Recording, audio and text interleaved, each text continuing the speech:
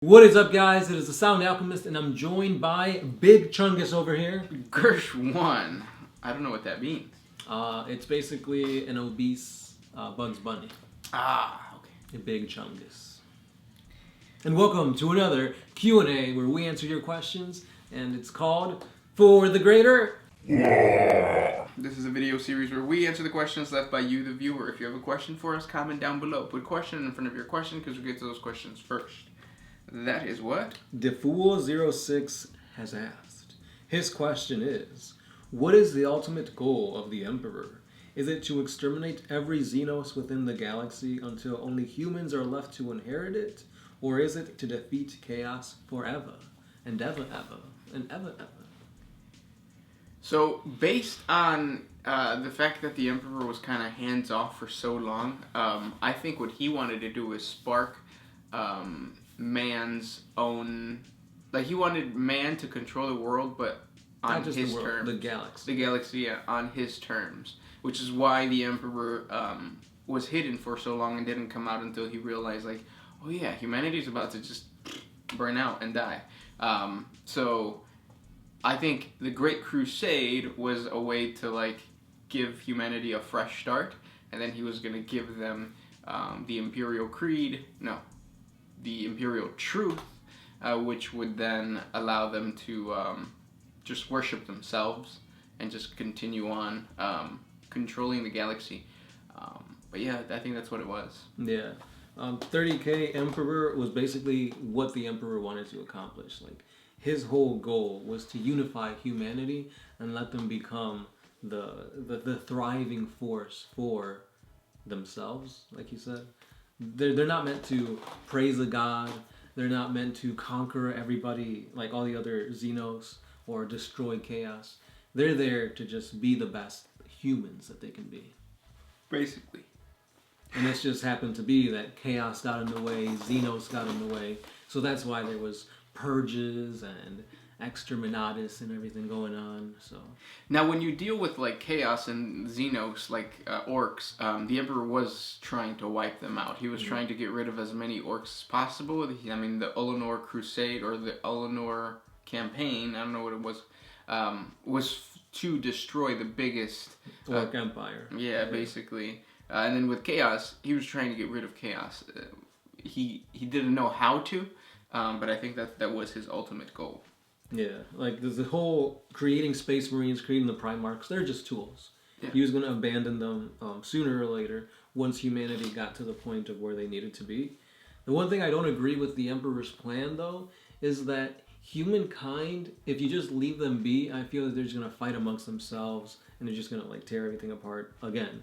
So the whole thing of like trying to eradicate Xenos and chaos, like leave something for humanity to focus their anger on, their malice and everything towards something. Like, because if you just leave them to their own machinations, they're gonna fight amongst themselves. Basically, yeah. But I think that's what the Imperial Truth was trying to like guide them towards. Right. But again, I still think that you need the enemy. You need an enemy. Humankind always needs something to kind of focus on, fight. Yeah. Your thoughts?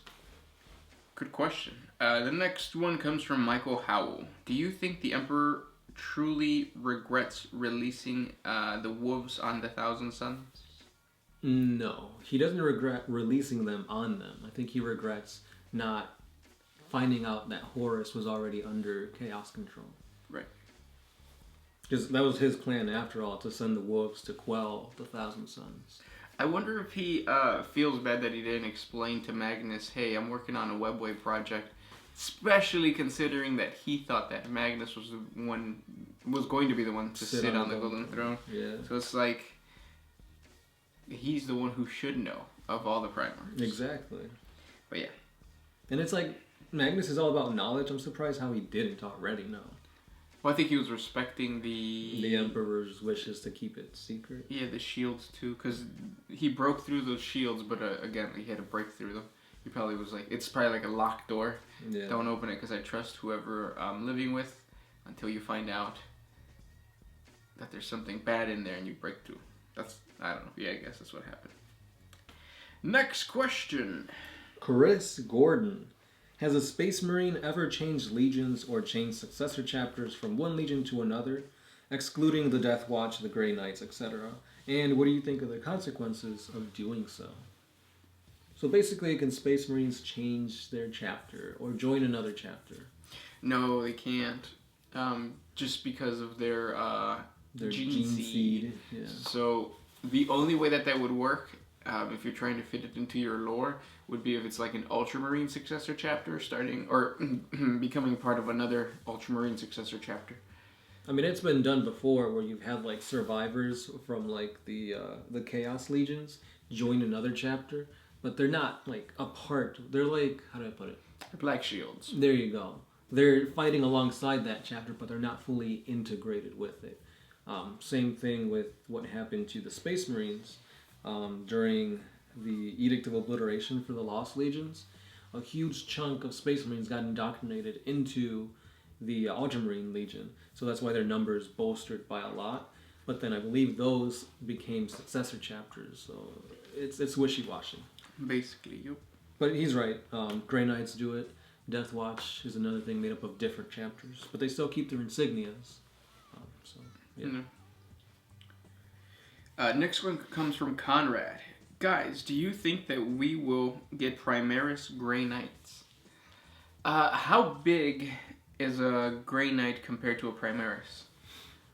Or is the Primaris bigger? Yeah, Primaris are always going to be bigger because Grey Knights are just regular Marines.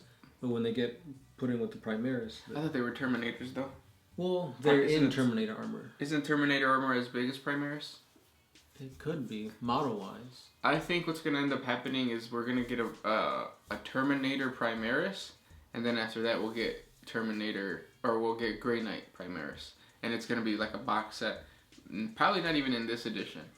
Speaking of this edition box set, Shadow Spear is coming out soon, and they've kind of teased us with Primaris heavy weapons teams. I think there was one with like a heavy autocannon or something like that. So we got new Primaris models coming. Yeah, but eventually I think that all Space Marines are going to end up becoming Primaris. Primarisization. Next one comes from Neon Hearts. Is 500 videos a day too much to ask? Also, what do you think of a Death Guard on the tabletop? You're asking us for 500 videos a day? We couldn't do that. Well, I mean, I guess we could do that if we really wanted to. We just gotta stop for like 3 weeks. Yeah. And then everything on one day. Uploads every minute. Every minute. And then what do you think of the Death Guard on the tabletop? They're resilient. They're sticky. Sticky, icky. Ooh. Ooh. Next question. This one is by Giggle HZ. Did you guys see the epic God Emperor Trump float? And he is in the process of creating a space force. All signs point to the Messiah. Yeah, you guys sent us some images of... There was like a festival in like Italy or something like that. Was it Italy? Mm-hmm. Yeah, and so there's a freaking Trump, God Emperor Trump float. He had the talons and everything. I'm just surprised that 40K is like that big to actually have a float like that. In Europe it must be bigger. Oh, it definitely is bigger. Yeah, because you have like GW's headquarters over there. Yeah. Warhammer World. That's pretty cool. Next question comes from Pickle Rick. Do you guys ever go to the Geneva GW store? If so, which do you prefer? Route 59 or Geneva? The Geneva Commons. I like that area more because like I don't go there too often, and there's like a Barnes and Noble. Yep. Yeah. But Route 59 is not bad either because like you got Popeyes right next to it. Yeah, you can't beat Popeyes. That's true. And I like the people that work at the 59 one more than the people at the Geneva one. Not like I don't like the people at Geneva. I just feel like you vibe more. I vibe more with the people on 59. He gets to feel himself more. Yeah. Take that how you will. Larry is a G. G stands for gangster. G-Unit. Next question. Pickle Rick. Oh, another Pickle Rick one. Is there a more surefire way to turn a girl on than taking her to a GW shop on tourney night? Seriously. Yeah. Seriously though, do you ever see girls at your local store? Is there any way to get them interested? There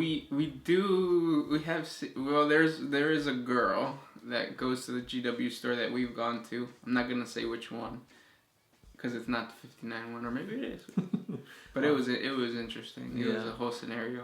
I think I've only seen either moms taking their kids there, or like one or two sprinkled here and there. I've never seen someone who like.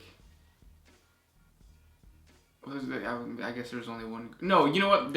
In our area, there used to be a what was that place called? The Dragon something? On Farnsworth. Yeah, it was some dragon. It was like Dragon Shop. We'll call it Dragon Shop. Yeah, there was a hobby shop, but it was catered more towards people like tournaments and games because they had a shit ton of tables. Yeah. And I remember seeing a lot of girls there. I only went there once. But wasn't that more for like Magic, Pokemon, that kind of stuff? No, they were. So on one side it was like card games, and on the other side, yes, there's people playing tabletop. On that side. They were all over. Like there's a bunch of girls everywhere. Girls everywhere. Everywhere. I do remember one time. It was at the GW store that used to be at the mall. It's not there anymore. I was there with a few friends, and we were just kind of looking at the boxes. Because at that point, we had no cash on us. We were just like, what can we get if we ever, found like $100 or whatever. And I remember this one girl came in, like picking up her younger brother, and she was like, "Foin," and like it's funny because like her brother was like all the way at the last table, so she had to walk all the way through. And as she's walking, I just remember seeing all the guys' heads just like turn and following her the whole way there and the whole way back. It was just freaking hilarious. Yeah, we Warhammer 40K players are pretty awkward. Yeah, the thirst is real. Yeah. Next question comes from Degal Rants. Is Abaddon replaceable in the eyes of the Chaos Gods? Everybody is replaceable in the eyes of the Chaos Gods. Even Horus. Because like as soon as you're gonna get struck down, they're like, whoop whoop. But yeah, just because they put all their effort and all their power into one vessel, it doesn't mean that they're gonna stick with them. Right. Chaos be like that sometimes. Yes. Francisco Viejo, are there any orc servitors in orc clans? Because I came across orc cyber bits, and I'm thinking of making a unit of them being led by a big Mike. It's Big Mac. Yeah, they're called Cyborgs. I thought this edition had... Oh, no. This edition has, like, the special stratagem that you could give to a unit, and I think they get a 5+ invulnerable save or something like that. Like a feel no pain? Yeah. But back in the day, yeah, Cyborgs were a unit that you can play, and they would get feel no pain. But only on a 5+. Which is better than the Ard Boys, because an Ard Boy gets a 4+ cover save, and you had to pay... No, but you had to pay like 15 points per model. So back then, even now, that amount for an Orc Boy is not worth it at all. What about an Orc Man? No. What you should do, if you want to play tabletop with good, like, tough Orcs, put in a... Big Mac with a custom force field, and boom, your 5+ invulnerable save to everybody within a 9-inch radius, which is really big. Can you only have one of those, or can you like have two and have like a really big? You can have as many as can fit in an HQ slot. Oh, okay. Which can be up to like what, 4? Yeah, depending on which like detachment thing you got. Yeah. But yeah. But it doesn't stack, right? Like if you have two, the shield isn't better. No, yeah, and it is only a 5+ invulnerable save, but for an orc, again, that's like, you're always rolling 5+, regardless of the type of weapon. Last question, I have one from Nicholas Anzalone. Is Kenny McCormick from South Park a perpetual, because he keeps coming back every episode? Oh my god, Emperor, they killed Kenny, you chaos bastards! In a way, yeah. And it's funny because, like, he doesn't, like, reform. He just appears brand new. Which is kind of what happens. There's always rats eating him, aren't there? Yeah. I never really watched South Park that much. I was like super into it back in like middle school and early high school, but then I like completely stopped watching it. I think the funniest one I've ever watched, and probably the only one that I watched all the way through, was the one where the Chinese man was trying to build a wall, and the Mongolians came and destroyed it, and then the whole episode was like, "You damn Mongolians! I was destroying my wall." That's funny. I like the one with a big gay owl. Big gay owl. Mm-hmm. I don't remember that one. He calls people like silly gooses. Oh. And there's also what's his name? Chef? No, not Chef. He's like in the leather outfit. What's his name? He was dating. I forget everybody's names. You know who I'm talking about. He's like a country guy? No. No? He's got like a lisp. He's gay. He doesn't have like a little short frame with like beady little eyes? No, I know who you're talking about. It's not him. Okay. Yeah. But yeah, those are the questions for today. Thank you for sending them our way. Don't forget we have a Patreon. Support us on Patreon. It helps us a lot. And from Canada, this is Gershwin. Sound Alchemist.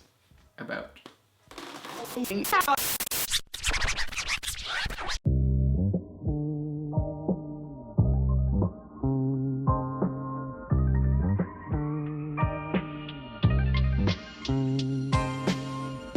Always used to put my freedom first in any situation.